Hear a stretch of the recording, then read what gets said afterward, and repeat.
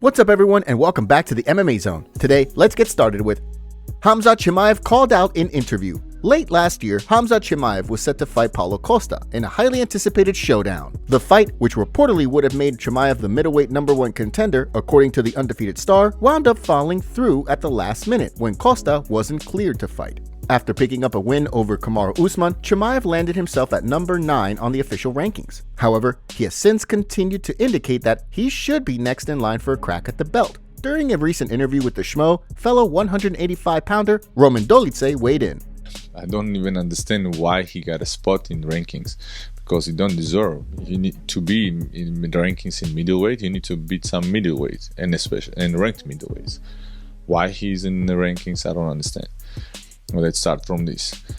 I don't know what next for him. I would love to fight him, because I always say I wanna fight with the best in this organization and in this sport, and I always thought that he is one of the best.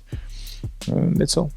With Dolidze ranked number 8 on the middleweight rankings, a fight between the two could make sense depending on how Dolidze's fight plays out this weekend. Of course, with Chimaev set on a title fight, it may be a hard sell. Joe Rogan reveals new $250 million renewal deal with Spotify. The new deal with Spotify now allows Rogan to upload to other audio platforms and no longer keeps him exclusive to Spotify. This means that Rogan will now be able to post to YouTube again, where he had a majority of his audience before. Spotify will still control Rogan's advertisement sales and have control of the distribution of the podcast. But the main thing is they are allowing him to post on all platforms. Next up, let's take a look at Daniel Cormier reveals shocking news. Heading into UFC 300, there's no shortage of exciting fights on tap for the historic card. From the BMF title fight between Justin Gaethje and Max Holloway to the unannounced main event, the main card alone is expected to deliver plenty of action. Despite how many thrilling fights there are booked for the card, there's one that stands out among the rest, in the eyes of Hall of Famer Daniel Cormier. During a recent video for ESPN, Cormier named the lightweight title eliminator between Charles Oliveira and Arman Tsarukyan as the fight he's most looking forward to. Wish that happened in China, but for me, it's about Charles Oliveira and Arman Tsarukyan, because for the first time in a long time, it feels like this division is moving in a direction where all those guys that have been essentially the protectors of the top 5 are saying we will fight this next generation of lightweight. Can those guys break into that top 5? While nothing has been confirmed, Cormier is also aware of rumors circulating indicating that the UFC could be looking to add a 165-pound division, completely changing up the landscape of the sport. He spoke in a video for his YouTube channel, along with Ben Askren, who indicated that he had previously petitioned the UFC for a 165-pound division. And I don't know who reported this. It's so weird. Somebody said that the UFC was looking to add 165 and then move 170 to 175. And they were doing this because they wanted to do Chandler McGregor as the 165-pound championship fight. And it made me go, wow, that might work.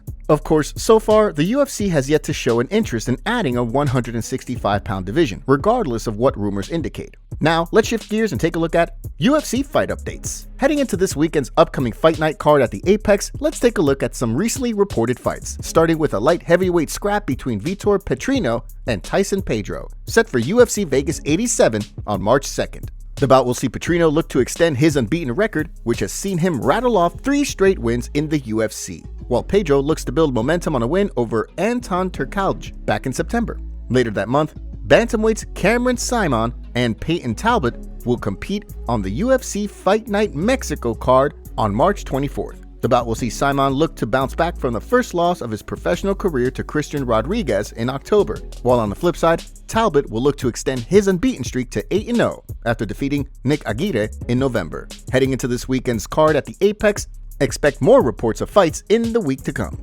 Next, let's take a look at Sean O'Malley fires back at Cory Sandhagen interview. Top-ranked bantamweight Cory Sandhagen is looking to return to the octagon this year after being forced to undergo surgery in 2023. While there were talks of Sandhagen and Umar Nurmagomedov rebooking their UFC Fight Night Nashville headliner, Nurmagomedov has already reportedly been booked for another fight. During a recent appearance on the MMA Hour, Sandhagen was asked about the UFC giving Nurmagomedov a push despite only being a handful of fights into his UFC career. His response notably included a shot at Sugar Sean O'Malley. I mean, there's famous guy leverage, I won't be around the bush. There's famous guy leverage.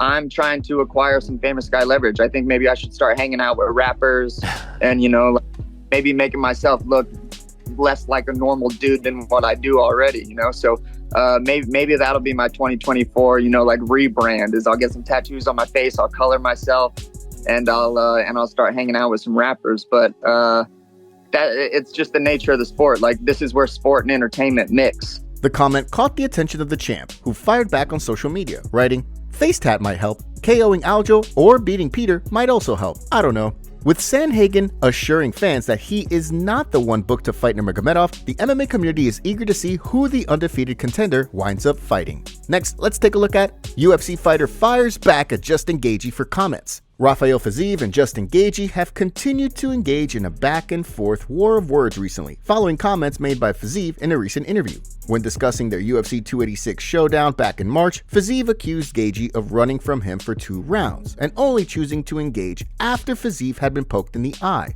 Gaethje fired back on social media, indicating that Fiziev is confused on which eye was poked and which eye was battered with his right hand. His response was quick to circulate around the MMA community, with fans weighing in on what was already a controversial result in the fight. In response to Gaethje, Fiziev has since taken to social media, writing, "The fact is that the fight dynamics shifted for me after the eye poke. It's my fault that I didn't take the time to recover. Unfortunately, eye pokes happen, and we as fighters should be ready for such accidents, especially your opponents. No disrespect meant. I'm rooting for you." Gaethje is of course gearing up to defend his BMF title against Max Holloway at UFC 300, while Fiziev looks to rehab a torn ACL suffered in his recent fight with Mateusz Gamrot back in September.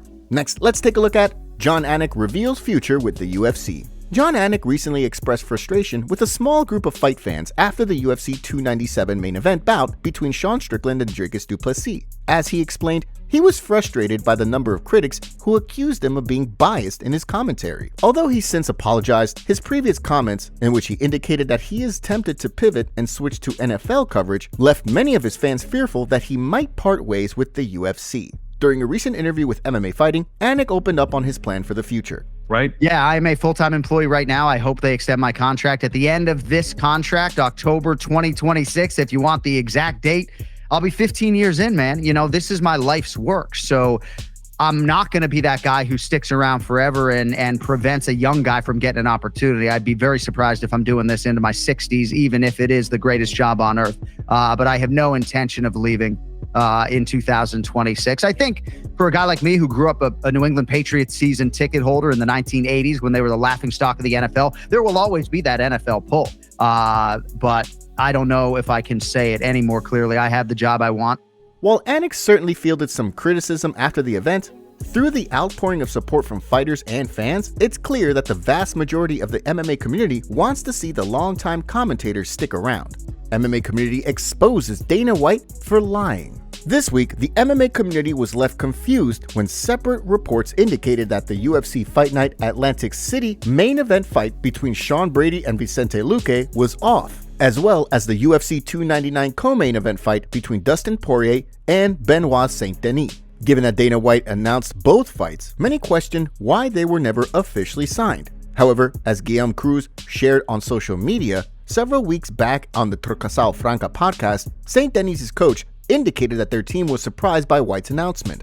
He was quoted through translation as saying, "Benoit was sleeping when news broke. His wife woke him up saying, 'Hey, you're fighting Poirier.'" The fight community was quick to react, with Marcel Dorf writing, "So they keep announcing fights when they aren't signed. Many of those announced fights by Dana were not signed when he announced them. For example, a couple of weeks ago when Paulo Costa said he didn't sign a contract yet, he was right. That fight is on now, by the way." Guillaume Cruz then added, "Vicente Luque versus Sean Brady and now Dustin Poirier versus Benoit Saint-Denis. 2 days in a row where fights announced by Dana White are now off because, well, they were never really a done deal."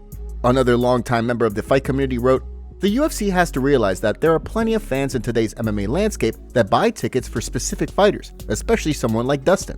An injury is one thing, but having an announced fight pulled from a card because it was never signed in the first place is a bad look when the UFC is actively promoting it. Even more so when you look at the ticket prices. UFC 299 is still stacked, but losing Dustin versus BSD is a big hit, especially in that fashion. As one fan concluded, seems shady to promote an event with superstars, knowing full well that the fight isn't even signed for. I understand fighters get hurt and fights get canceled that way, but flat out lying and promoting seems so dodgy.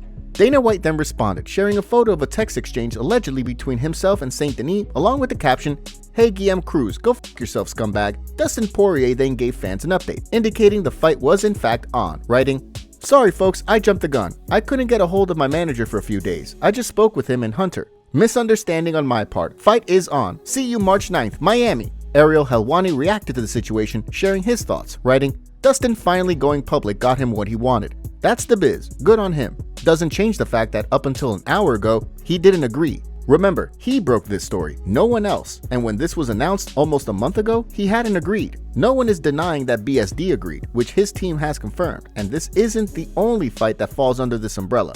With the fight seemingly on, it sounds like everything is good to go for UFC 299. Top comments. I can't believe Rafael said Justin ran away for 2 rounds. More like Gaethje punched the crap out of you for 3 rounds. I feel like Whittaker is getting ready to retire. He spent so long after Izzy beat him trying to be a redemption story, he's lost his motivation to beat another new round of up-and-comers. Even though Costa has been around, he just has a crazy ceiling potential until he gets his beat again. Whereas, we've seen Whittaker lose too many times as a big man to come back. Whittaker versus Usman at middleweight would be sick. Rob needs to dismantle Costa in dominant fashion following his loss to Drakus though. If you watched that interview that Rafael did, he clearly was on mushrooms. Make sure to leave a comment and you might get featured in our next video. Thanks for watching. If you enjoyed, make sure to subscribe and turn on notifications to never miss any MMA news. Check out our video from yesterday if you missed it. See you tomorrow.